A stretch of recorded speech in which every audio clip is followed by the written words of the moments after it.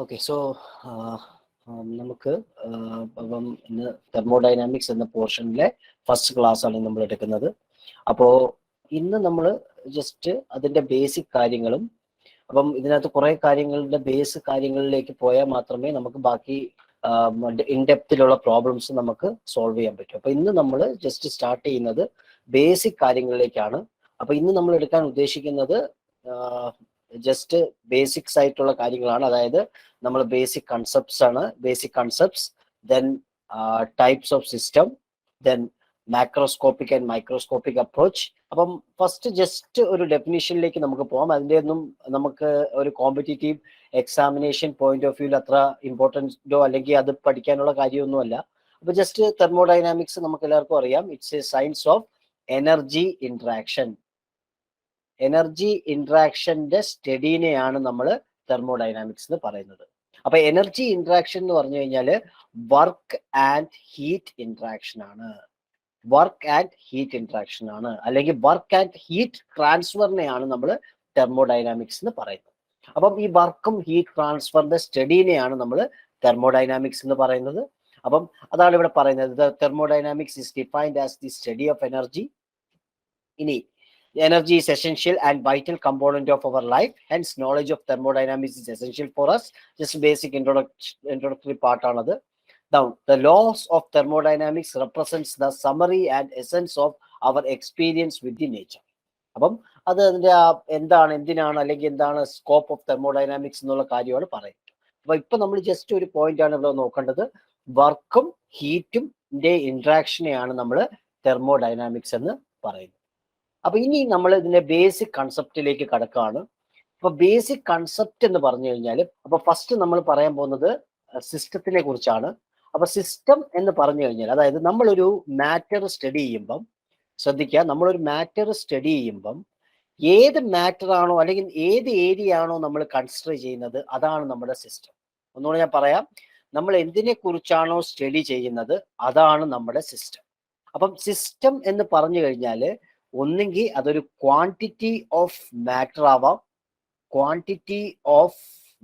ആവാം, അല്ലെങ്കിൽ it's A fixed region in space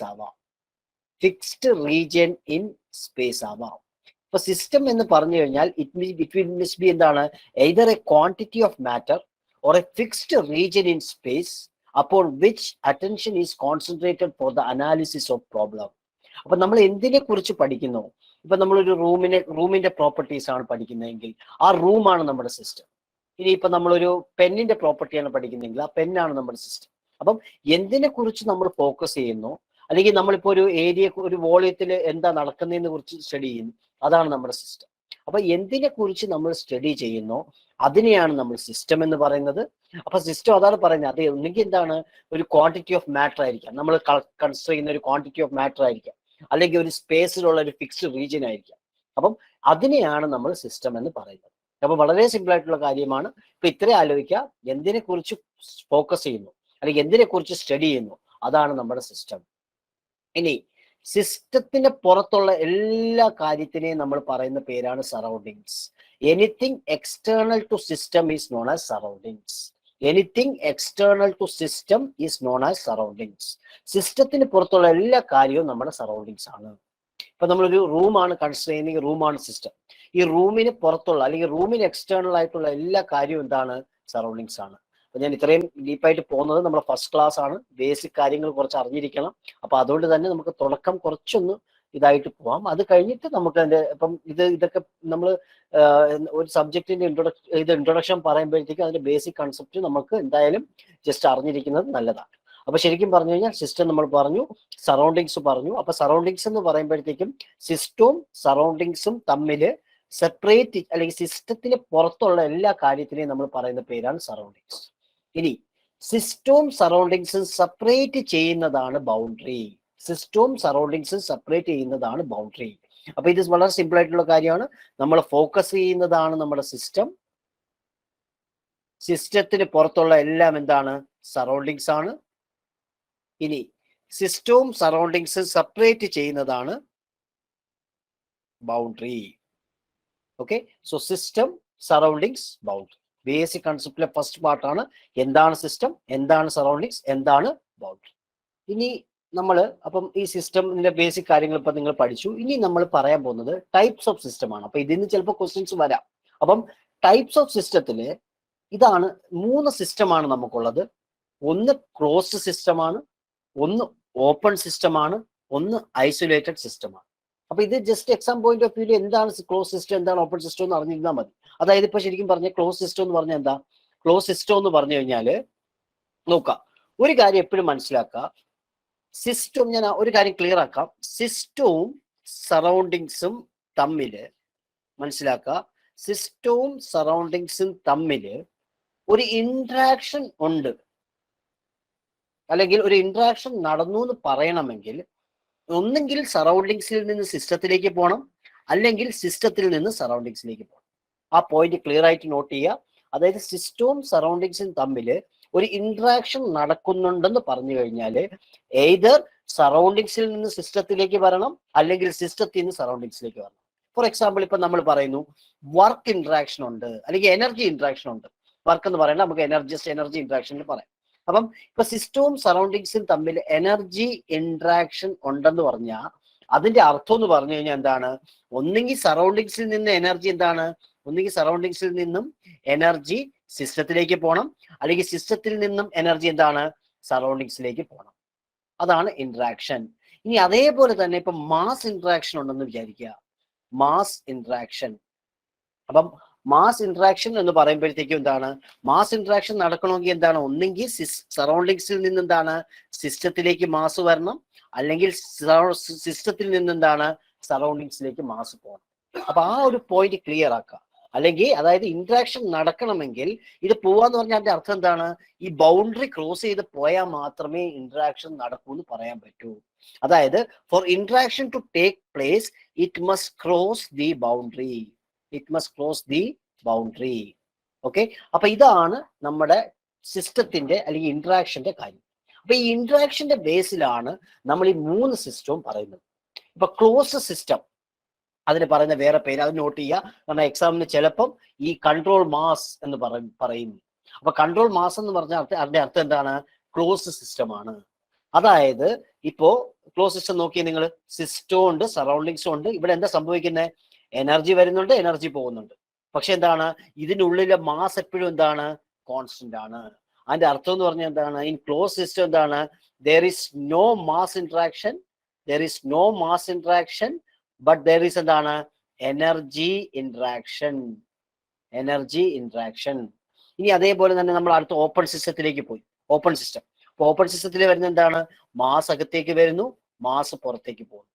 ഇനി അതേപോലെ തന്നെ എനർജി എന്താണ്, അതായത് എനർജി അകത്തേക്ക് വരുന്നെന്ന് പറഞ്ഞാൽ എന്താണ്, എനർജി ബൗണ്ടറി ക്രോസ് ചെയ്യുന്നു, എനർജി പുറത്തേക്ക് പോകും. അപ്പൊ ഇതിനെയാണ് ഇത് ഇവിടെ എന്ന് പറയുമ്പോൾ എന്താണ്, there is എന്താണ്, മാസ് ഇന്ററാക്ഷനും ഉണ്ട്, there is also energy interaction. Mass ഇന്ററാക്ഷനും ഉണ്ട്, എനർജി ഇന്ററാക്ഷനും ഉണ്ട്. അപ്പൊ ഇങ്ങനത്തെ സിസ്റ്റത്തിനെ പറയുന്ന പേരാണ് ഓപ്പൺ സിസ്റ്റം. ഇനി ഐസൊലേറ്റഡ് സിസ്റ്റം. ഐസൊലേറ്റഡ് സിസ്റ്റം എന്ന് പറഞ്ഞു കഴിഞ്ഞാൽ, ഐസൊലേറ്റഡ് സിസ്റ്റം എന്ന് പറഞ്ഞു കഴിഞ്ഞാൽ എന്താണ്, ശരിക്കും പറഞ്ഞു കഴിഞ്ഞാൽ ഇവിടെ എന്താണ്, മാസ് ഇന്ററാക്ഷനും ഇല്ല, there is no energy interaction. അപ്പൊ ഇതിനെയാണ് നമ്മൾ, ഇതാണ് ഡിഫറെന്റ് ടൈപ്സ് ഓഫ് സിസ്റ്റം എന്ന് പറയുന്നത്, ഡിഫറെന്റ് ടൈപ്സ് ഓഫ് സിസ്റ്റം എന്ന് പറയുന്നത്. അപ്പം ഇതിന് നിങ്ങൾക്ക് റെലവെന്റ് അങ്ങനെ ഉള്ള കാര്യമല്ല, ഞാൻ ജസ്റ്റ് ഒരു എക്സാമ്പിൾ ആയിട്ട് നമുക്ക് ഈ ക്ലോസ് സിസ്റ്റം, ഓപ്പൺ സിസ്റ്റം തൽക്കാലം ഫസ്റ്റ് ക്ലാസ് ആയതുകൊണ്ട് കുറച്ചുകൂടെ ഒന്ന് ഡീറ്റെയിൽ ആയിട്ട് നമുക്ക് പോവാം. ഞാൻ ആ കോമ്പറ്റേറ്റീവ് എക്സാമിന് വേണ്ടുന്ന കാര്യം ഞാൻ സ്ട്രെസ് ചെയ്ത് പറയാം. ഇപ്പൊ ജസ്റ്റ് നോക്കാം, ജസ്റ്റ് ഒരു എക്സാമ്പിൾ ആയിട്ട് പറഞ്ഞു പോകാൻ വേണ്ടിയിട്ടാണ്. അപ്പൊ നമുക്കറിയാം ഇപ്പം ഓപ്പൺ സിസ്റ്റം ക്ലോസ് സിസ്റ്റം എന്താന്നുള്ളത് അറിയാം. ഇപ്പൊ ഞാൻ ക്ലോസ് സിസ്റ്റത്തിന്റെ ഒരു എക്സാമ്പിൾ പറയാം, ക്ലോസ് സിസ്റ്റത്തിന്റെ ഒരു എക്സാമ്പിൾ പറയാം. അതായത് ഞാൻ എൻ്റെ കയ്യിൽ ഒരു സിലിണ്ടർ ഉണ്ട്. ഓക്കെ, ഈ സിലിണ്ടർ, ഇവിടെ ഒരു പിസ്റ്റൺ ഉണ്ട്, ഇവിടെ ഒരു പിസ്റ്റൺ ഉണ്ട്.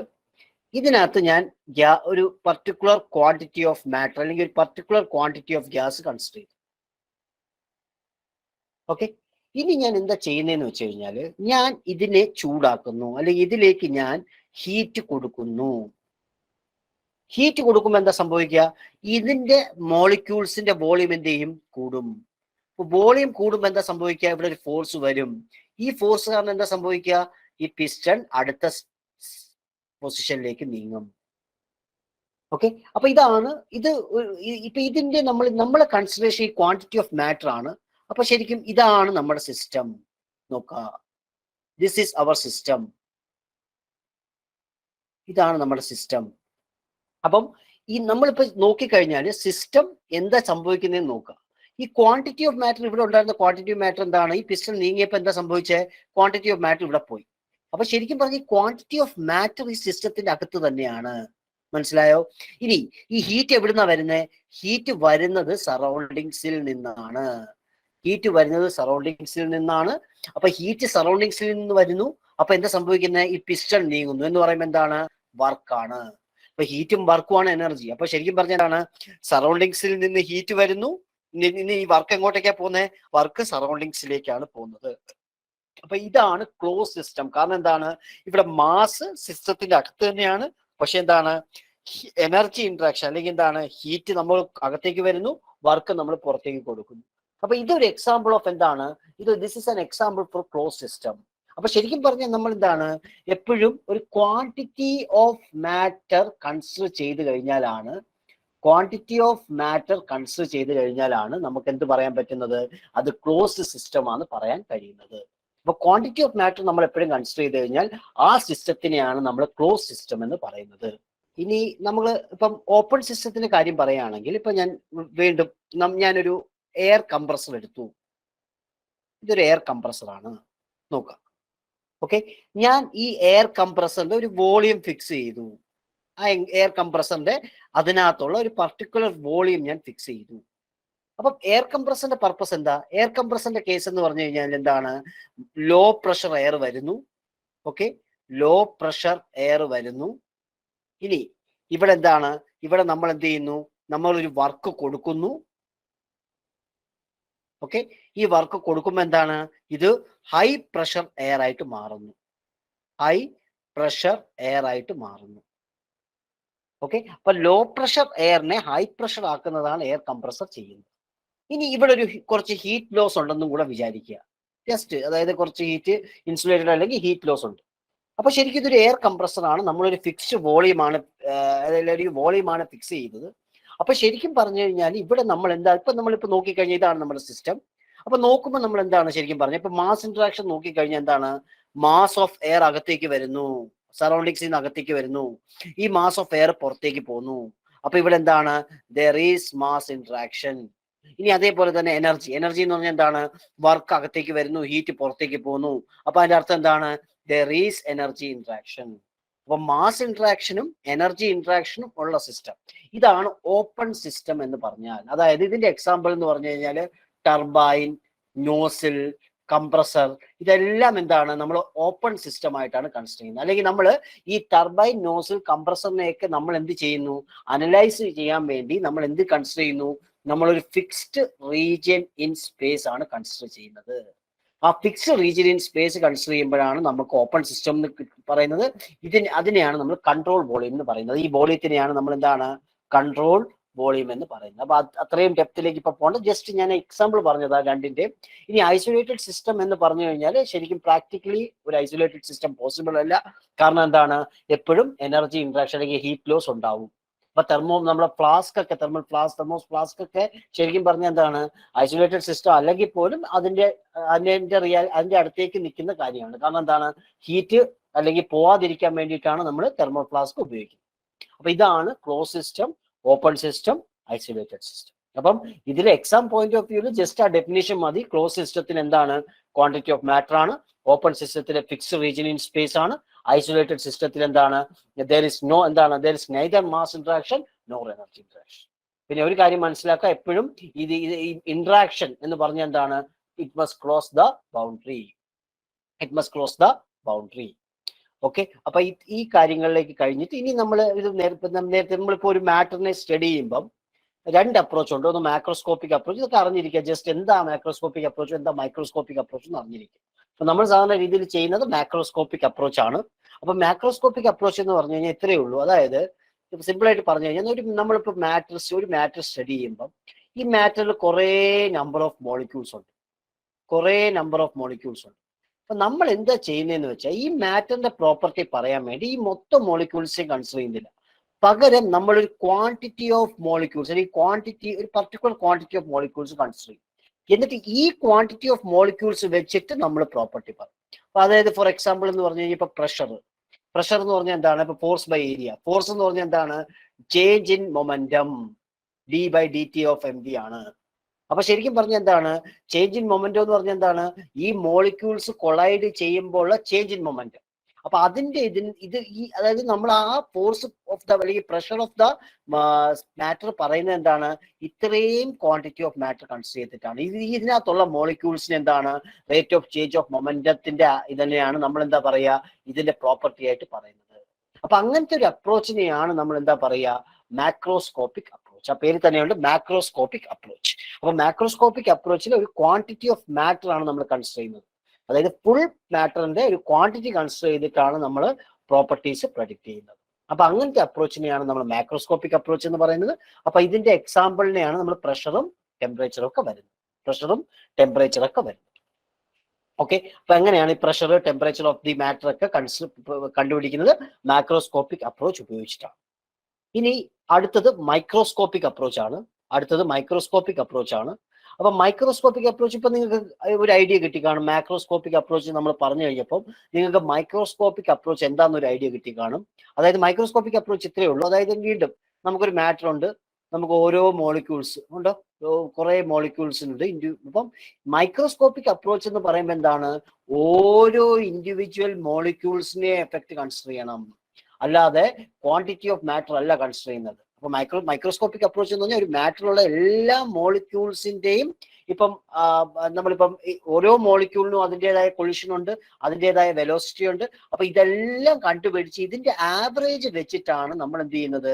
പ്രോപ്പർട്ടി പറയുന്നത്. അപ്പൊ അങ്ങനത്തെ അപ്രോച്ചിനെയാണ് നമ്മൾ മൈക്രോസ്കോപ്പിക് അപ്രോച്ച് എന്ന് പറയുന്നത്. അതായത് മൈക്രോസ്കോപ്പിക് അപ്രോച്ചിൽ എന്താണ്? ഇൻഡിവിജ്വൽ മോളിക്യൂൾസിന്റെ എഫക്റ്റ് നമ്മൾ കൺസിഡർ ചെയ്യുന്നുണ്ട്. ഇവിടെയാണെങ്കിൽ എന്താണ്?